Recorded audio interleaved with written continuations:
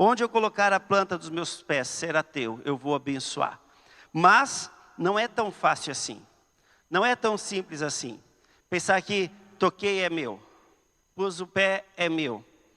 Existe algo que vai além disso. Mas antes de entender o que significa esse tocar a planta dos pés, vamos entender o que significa um pouco dessa bênção de Deus. Como o David já colocou, eu ia trazer um pouquinho disso. O que é a bênção de Deus? Bênção de Deus, a bênção é uma palavra que vem do latim benedicto, que significa bendito, fácil de traduzir. Mas bendito é uma união de duas palavras, bene e dictio. Dicto é dizer, bem, bene é bem, significa dizer o bem. Abençoar é dizer o bem, é desejar o bem, é torcer pelo bem de alguém. E quando nós falamos em sermos abençoados por Deus, nós não estamos falando em receber de Deus riquezas. Nós não estamos falando de não termos lutas, batalhas.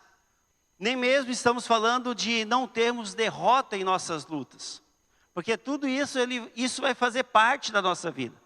Quando nós falamos em bênçãos de Deus, nós estamos falando em sermos e termos uma vida guiada por Deus. Isso é a bênção de Deus. É ter uma vida guiada pelo Senhor. É ter uma vida orientada pelo Senhor segundo a sua palavra. A riqueza não é a bênção de Deus. A bênção de Deus é aquilo que a palavra de Deus traz para nós e aquilo que ela nos orienta para viver. Este versículo aqui que nós estamos lendo, esse texto que nós estamos lendo, e eu comecei com o 24, que diz, onde eu colocar a planta dos seus pés, será seu. Mas um pouco antes dessa perícope, nós vemos alguns versículos que falam por que será teu.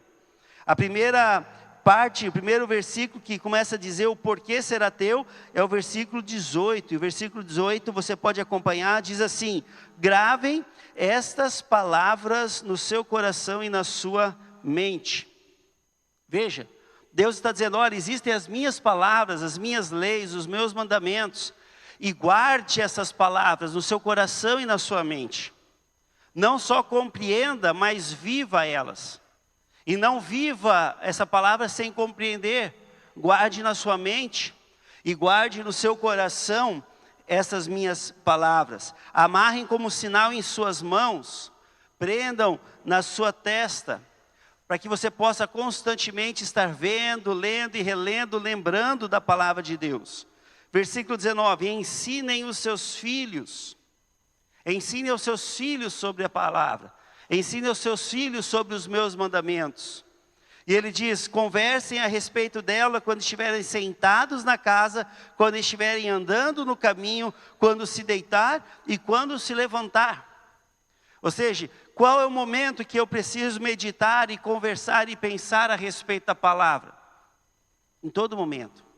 Quando você estiver sentado na sua casa, quando você estiver caminhando, quando você se deitar para dormir, quando você se levantar, reflita, converse, pense a respeito desta palavra, dos mandamentos, daquilo que Deus ordena às nossas vidas. Versículo 20, escreva nos batentes das suas casas e nos seus portões.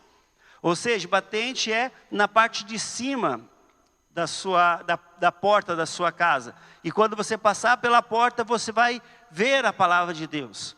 E a gente passa pela porta quantas vezes? São vários momentos que a gente pode bater e olhar e ler e meditar e refletir sobre as ordens, sobre os mandamentos, sobre o desejo de Deus para o seu povo. Então, se nós vamos observando aqui, vem falando bastante, e aí no versículo 22 ainda fala, se vocês obedecerem a todos os mandamentos que eu mando a vocês, e os cumprirem, amando ao Senhor, o seu Deus, andando nos caminhos e se apegando a Ele, onde você colocar a planta do seu pé vai ser abençoado. Aí nós queremos que Deus abençoe todas as coisas na nossa vida. Eu vou pôr a planta no meu pé, vai ser abençoado. Mas espera aí, existe algo antes disso. Você quer ser abençoado, você quer receber a bênção de Deus, você quer conquistar vitórias em Cristo Jesus. Então existe algo muito importante que fundamenta e que te traz essas conquistas. É o quê? É a reflexão, é a conversa, é a vivência, é a busca pela palavra de Deus. A palavra de Deus é essencial para as nossas vidas. E precisamos meditar nela, precisamos buscar ela constantemente, para que nós possamos assim receber aquilo que Deus tem para nós. E tem outra coisa interessante, especificamente neste texto. Porque Deus não está dizendo para Israel, onde você colocar a sola do seu pé, em qualquer lugar do mundo vai ser teu. Não é isso que Deus está falando. Deus diz, onde você colocar a sola do seu pé, do deserto, do Líbano, do rio Eufrates até o mar. Dentro de uma área geográfica, dentro de um território específico.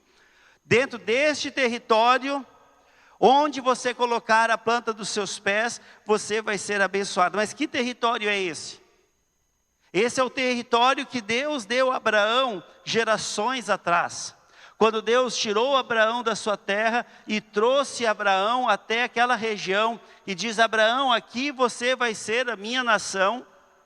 E Abraão viveu ali, mas então o povo de Israel se rebelou e resolveu ir para o Egito. E nós sabemos a história que aconteceu. Israel achou muito bom o Egito, terrinha plana, sistema de irrigação, a tecnologia estava no Egito, os caras eram fera, né? Construíram as pirâmides, temos que concordar, eles eram um país de primeiro mundo. Vamos sair da nossa terra, terceiro mundo para o primeiro mundo, lá é muito melhor. Conquistamos espaço, abandonaram a vontade de Deus e foram para lá. E o que aconteceu? Escravidão. E aí, sabemos a história, chegou Moisés, Moisés pegou e conduziu o povo de Israel de volta. O povo teve ali as suas crises, suas dúvidas, então a geração inteira morreu e depois Josué foi chamado para liderar o povo de Israel até se instalar completamente em Israel. E é esse momento que nós estamos aqui em Deuteronômio. Povo de Israel voltando para a sua terra. E Deus diz, olha, se vocês obedecerem as minhas palavras, e se vocês ficarem nessa região geográfica que eu estou determinando para vocês, onde vocês colocarem a planta do pé de vocês, vai ser de vocês. E por que vai ser de vocês? Porque existiam muitos povos que dominaram aquela terra, porque os israelitas foram embora. E eles tiveram lutas, tiveram batalhas para reconquistar aquele espaço. Mas ali dentro era deles. Então Deus falou, eu vou dar a vocês. E é por isso que o Senhor, Ele traz essa palavra. E o que Ele quer dizer, de uma maneira prática, é, se nós obedecermos à vontade de Deus, se nós obedecermos aquilo que Ele propõe para nós, nós seremos abençoados. Se nós obedecermos o propósito, aquilo que Ele designou, nós seremos abençoados. E é por isso que no versículo 26 a 28, Ele continua dizendo, então prestem atenção, hoje estou pondo diante de vocês a bênção e a maldição. Vocês terão a bênção se obedecerem aos mandamentos do Senhor, o seu Deus, que hoje estou dando a vocês. Mas vocês terão maldição se desobedecerem os mandamentos de Deus, do Senhor, o seu Deus, e se afastarem do caminho que hoje ordeno a vocês para seguir deuses desconhecidos. Deus, Ele termina dizendo, olha, eu estou dando para vocês bênção ou maldição. A bênção é o resultado, a dádiva daqueles que me obedecem. Você me obedece, você está fazendo aquilo que eu estou pedindo, você vai ser abençoado. Você vai ter tudo aquilo que eu estou oferecendo.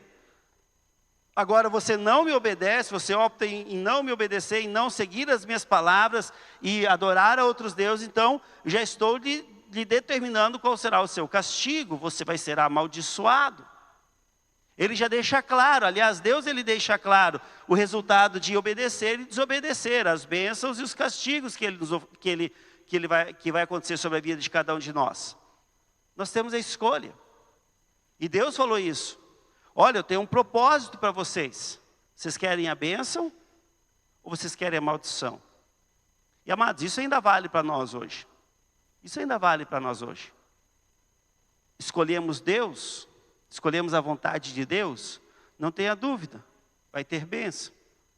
não escolhemos, não tenha dúvida, vai ter maldição. Por quê? Porque Deus é mau, que se eu faço algo que não é a vontade dEle, Ele me castiga? Não é porque Ele é mau.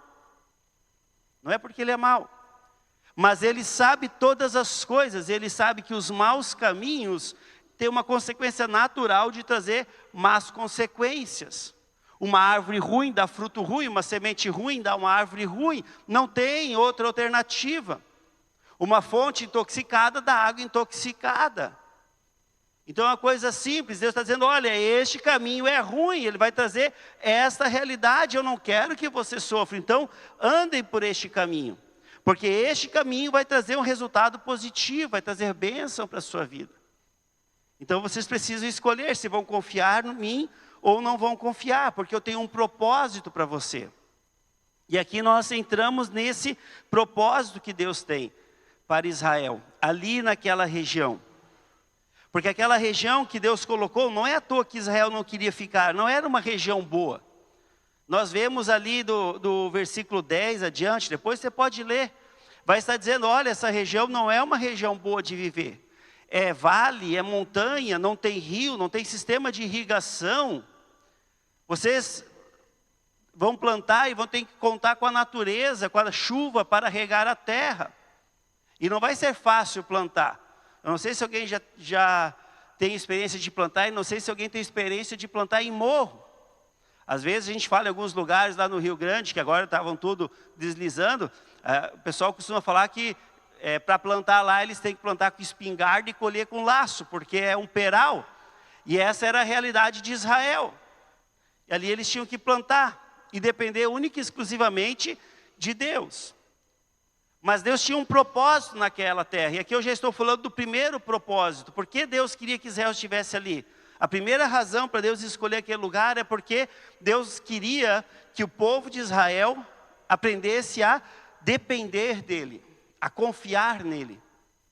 Eu não vou ler agora, mas do versículo 11 ao versículo 15, vai dizendo, olha, essa região é de vale, e se vocês me obedecerem, se vocês me amarem acima de tudo, e se vocês me servirem, eu vou vir cair a chuva do céu, para que na primavera, para que no outono, vocês possam colher, para que dê mel, porque o mel ele necessita da chuva, porque a chuva vem e ela traz vida às flores, a qual as abelhas vão produzindo seu mel. Para que vocês tenham água para beber, para que vocês possam ter alimento para o seu gado, pasto para o seu gado. Se vocês me obedecerem, se vocês confiarem em mim, eu vou fazer vir a água do céu e vou abençoar esta terra. Vocês vão colher, vocês vão ter alimento, vocês vão ter abundância naquilo que vocês realmente precisam de Deus. Primeiro motivo para Deus escolher aquela região para Israel é para que Israel entendesse e aceitasse que eles precisam depender de Deus, aprender a depender de Deus. E essa dependência de Deus vem com esses 3 passos que o Senhor fala nesse trecho, que é ter a Deus como seu único Senhor, obedecer os mandamentos e servir os propósitos dEle. É isso que Deus espera. Se Israel servir, obedecer os mandamentos e reconhecer que Ele é o único Deus, eles vão receber a chuva do céu e eles podem confiar que a bênção vai vir sobre a vida deles, sobre a plantação deles, sobre o sustento que eles tanto precisam. Primeiro motivo pelo qual Israel estava naquela região é aprender a depender de Deus. O segundo é que Israel levasse essa palavra por onde ele caminhasse dentro daquela região, dentro daquele espaço.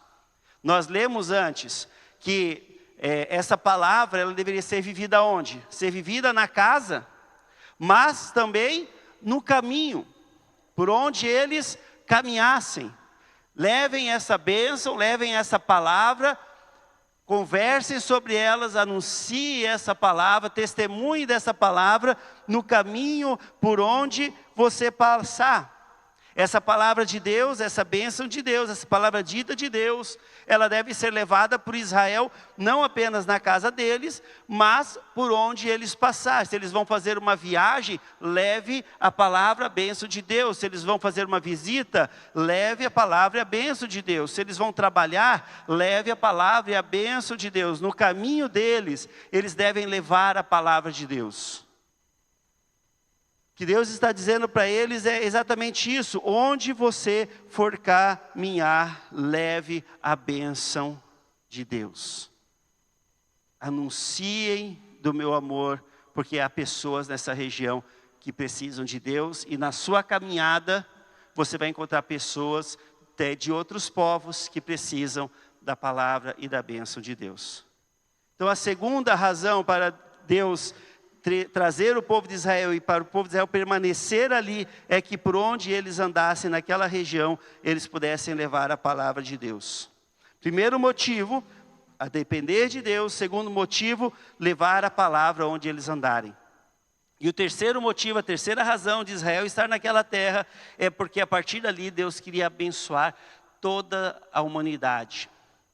Quando Deus chama Abraão e leva Abraão até aquela terra, Deus pega e diz a Abraão: Abraão, se você me seguir, se você sair da tua terra, do meio dos parentes, da casa dos seus pais, e se você for até a terra onde eu tenho pensado a você, se você me seguir, através de você, todas as famílias da terra serão abençoadas.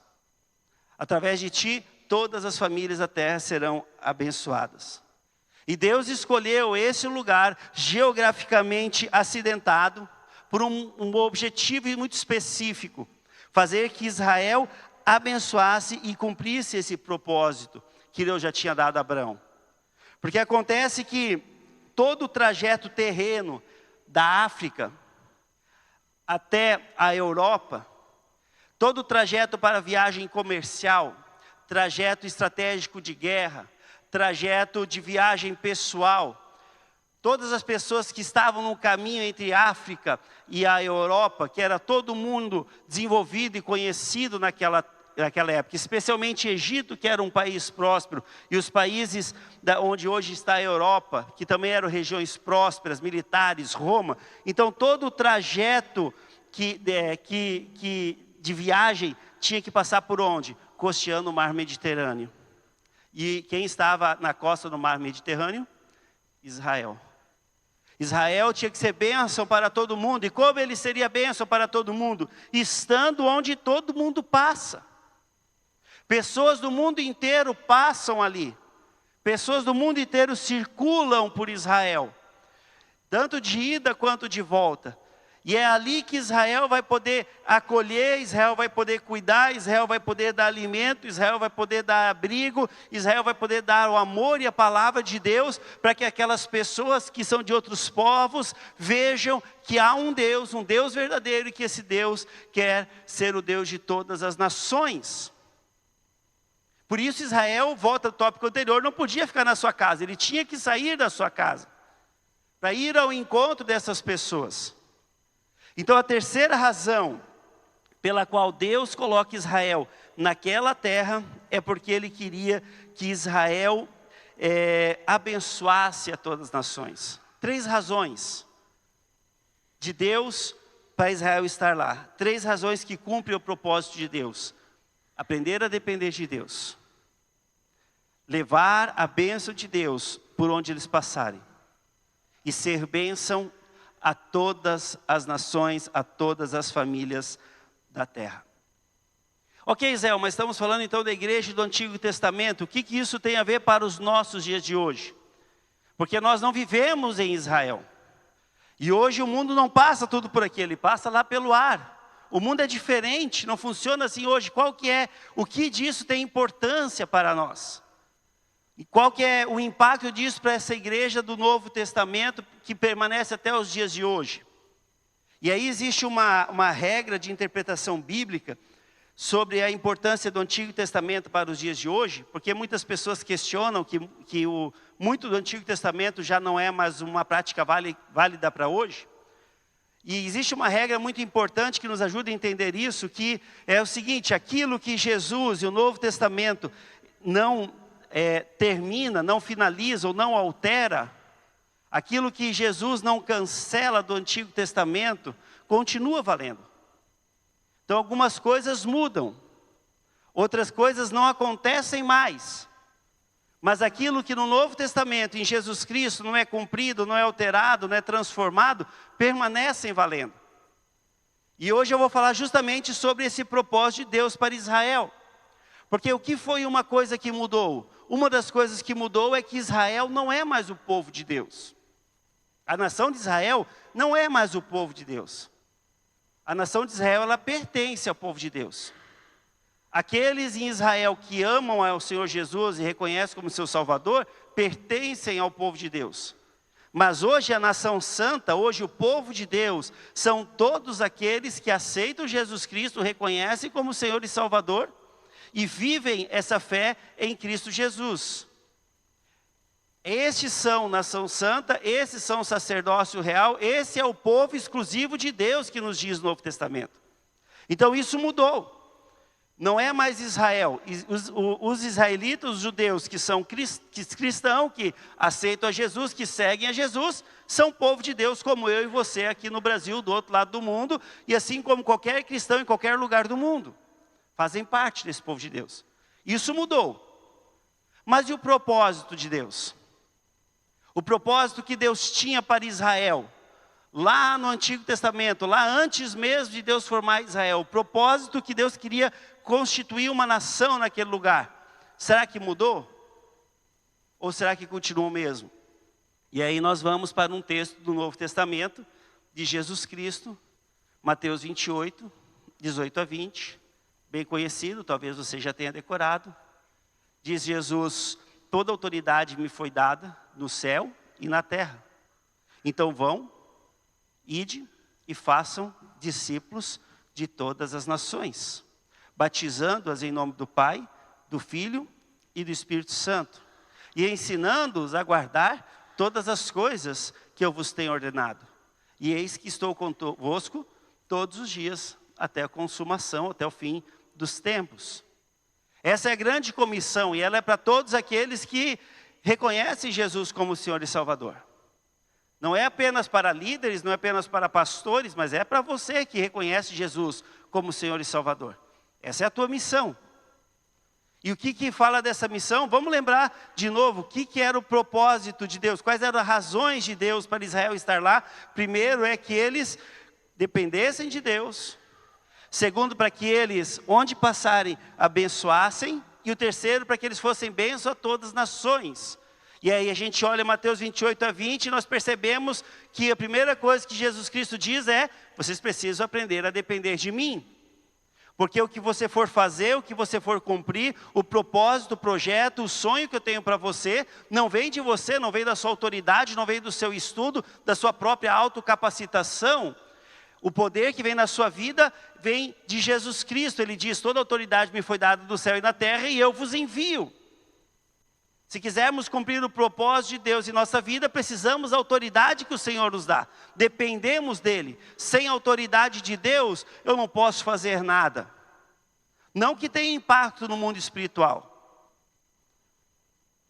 E Jesus Cristo, Ele continua dizendo: além de eu lhes dar autoridade, eu vos digo que eu estarei com vocês todos os dias. Ou seja, o Espírito Santo, Ele veio no Pentecostes e Ele permanece. O Espírito Santo não veio só lá no Pentecostes, lá Ele veio e Ele permanece conosco até que tudo isso acabar. E enquanto nós estamos aqui, nós precisamos da presença do Espírito, nós precisamos da plenitude do Espírito, nós precisamos do dom do Espírito, nós precisamos da santificação do Espírito, se nós quisermos cumprir os propósitos de Deus em nossas vidas. Então, primeira coisa, comparado com o Antigo Testamento, nós temos a dependência de Deus. E para nós vivermos essa dependência, assim como o povo de Israel, nós precisamos fazer o quê? Nós precisamos obedecer os mandamentos, obedecer a palavra de Deus. A Bíblia é a palavra de Deus. Nós precisamos adorar a Jesus Cristo como único Senhor e Salvador. E nós precisamos servir a este Deus. Assim como Deus falou para o Antigo Testamento, para o povo de Israel. Às vezes nós olhamos, tá, mas são 3 questões tão clichês, tão simples, fácil de entender, mas nós conseguimos viver elas? Não, Israel, eu adoro a Deus acima de tudo, mas você consegue obedecer a palavra de Deus? Não a parte que te interessa da palavra de Deus, mas a integridade da palavra de Deus. Porque não é algumas partes da Bíblia que é a palavra de Deus, a Bíblia é a palavra de Deus. Ou você pensa, não, algumas coisas eu vivo da palavra de Deus, mas outras, vamos concordar, né, Israel? Porque o mundo já evoluiu, nós temos que atualizar algumas coisas não são mais bem assim nos dias de hoje. Será que isso existe? Será que isso é obediência à palavra de Deus? Já te respondo, não é desobediência. Obedecer a palavra de Deus, com a certeza de que ela é a melhor resposta, o melhor caminho para as nossas vidas. Adorar a Deus como único e suficiente Senhor e Salvador de nossas vidas. E, por fim, servir a Deus. Não, Israel, eu obedeço, eu confio na palavra 100%, Ele é meu único Senhor, mas nós temos servido a Deus? Temos colocado as nossas vidas em disposição a servir o reino de Deus? Ou será que estamos tão ocupados com o nosso dia a dia, com os nossos afazeres, com o nosso trabalho, com a nossa família, conosco, que não dá tempo? Ah não, mas eu ajudei na festa da igreja. Já fiz alguma coisa para o reino. Ano que vem talvez eu faça outra coisa. O Senhor nos chama a servir a Ele. E não em momentos específicos, mas em todos os momentos em que nós ainda respirarmos. Alguém aí está respirando? E não levantou a mão, o que é? É o enterro aqui hoje, será? Dá uma cutucada aí, ok? Não levanta a mão para ver se está respirando. Alguém aqui está respirando? Todos? Amém? Não, porque o pessoal não levanta a mão, dá até um susto, né? Então há um propósito. E nós temos que servir esse propósito. Nós não servimos a Deus apenas dentro da igreja, na igreja também, mas servimos a Deus na nossa casa, servimos a Deus no nosso serviço. Servimos a Deus pelo caminho. E aí nós percebemos essa segunda característica também. Porque Jesus Cristo diz, ide. E esse ide de Jesus Cristo não é saia daqui, vai até ali. Mas é no caminho, por onde você estiver passando, indo, preguem o evangelho. Então assim como Israel não deveria viver apenas a sua fé na sua casa, nós também não somos chamados a viver a fé apenas dentro da igreja e apenas nas nossas casas, mas onde nós passarmos. Assim como Israel, quando nós viajarmos, precisamos levar o evangelho. Quando formos fazer a visita na casa de alguém, precisamos levar o evangelho. Quando nós formos trabalhar, precisamos levar o evangelho. Quando nós formos no nosso caminho, precisamos levar o evangelho. Não é ser um crente chato, que chega no serviço e fala assim, eu vou falar de Jesus para todo mundo. Não é isso. Daqui a pouco ninguém mais vai querer tua visita daí. Não é ser inconveniente, mas é ser bênção naquele lugar. E testemunhar os feitos de Deus na sua vida. Não é dar uma lição bíblica, não é dar uma pregação por aí, não. Mas é testemunhar o que Deus está fazendo na sua vida. E ninguém vai impedir, ninguém vai se incomodar de ver coisas boas acontecendo na sua vida. Pelo contrário, porque quando a gente vê coisas boas acontecendo com alguém, isso desperta em nós o interesse. Quando nós buscamos a Deus, coisas boas acontecem. E é isso que o Senhor quer que a gente faça. Segundo passo, por onde nós formos testemunhar o amor de Deus. E o terceiro passo, igual ao Antigo Testamento, ele diz, pregue o evangelho a todas as nações. Somos chamados a levar esse evangelho a todas as nações. Hoje a igreja não está mais no território de Israel. Onde está Israel? Não é mais a terra prometida. Hoje a igreja de Cristo, ela está espalhada no mundo. E o objetivo é que esse evangelho continue se multiplicando pelo mundo afora. Para que mais e mais pessoas possam ser alcançadas, possam ser salvas, possam ser transformadas por este evangelho. E a pergunta é, a que ponto nós estamos impactando, nós, igreja de Deus, estamos impactando o mundo? Quantas vezes a igreja tem falhado, passado despercebido, não tem trazido impacto nenhum na sociedade onde ela está inserida? Não estou falando da nossa ou apenas da nossa comunidade. E nem estou falando de denominações, estou falando de pessoas que amam ao Senhor. Nós somos chamados para de alguma maneira impactar positivamente as pessoas, para que o Evangelho possa chegar a todas as nações. Assim como no Antigo Testamento Deus tinha um propósito, e esse propósito ele continua valendo para nós hoje. Deus quer que através de nós, todas as famílias da terra sejam abençoadas. E para isso nós precisamos depender de Deus. Para isso nós precisamos levar a bênção de Deus por onde nós passarmos. E alcançarmos mais e mais vidas ao nosso Senhor. O propósito é o mesmo. Todas as famílias da terra sejam benditas ao nosso Deus. Então, amados, quando nós olhamos para todo esse contexto, a pergunta: o que Deus quer da igreja? O que Deus quer do Israel? O que Deus quer de ti? O que Deus espera das nossas vidas? O que Deus espera é que nós possamos abençoar as pessoas. O que Deus espera é que nós possamos trazer palavras de bênção por onde quer que a gente venha colocar a sola dos nossos pés. Deus quer que a gente sirva e abençoe por onde a gente passar. Não que a gente viva de bênção, mas que a gente seja a bênção de Deus por onde a gente passar. Esse é o desejo de Deus. E se assim vivermos, todas as demais coisas, tudo o que nós temos necessidade, nos será acrescentado pelo Senhor. Que seja assim, bênção e vida, por onde nós passarmos. Amém?